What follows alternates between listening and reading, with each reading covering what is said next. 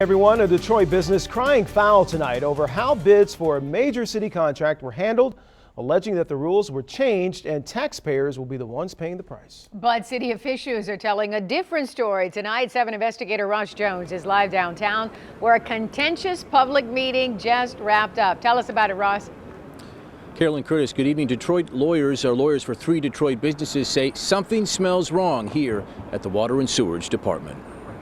Lawyers for a Detroit construction titan today alleged improper dealing by the Detroit Water and Sewerage Department in how it scored bids for a major $400 million sewer replacement contract. There's a problem here.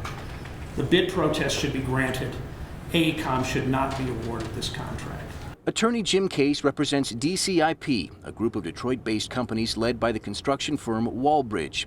They were one of 3 bidders vying for work to replace some 375 miles of city sewers over a 5-year period.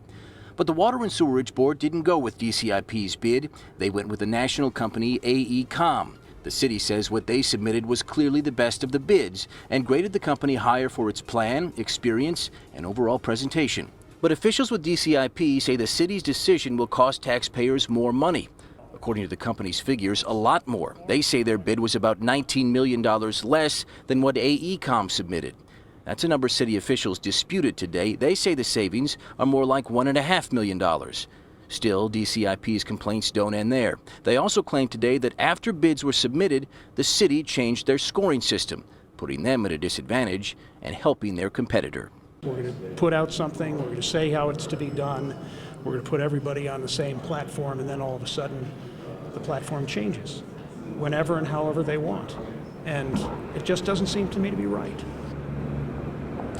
It was about a 2.5 hour meeting we sat through today. It got very contentious at certain points, and after listening to DCIP's presentation, city officials decided to vote. They voted unanimously to continue their negotiations with AECOM. In other words, they are not going to give DCIP another minute to argue that they were a party that was aggrieved here. So now the company says the only real option they have going forward is to consider bringing litigation.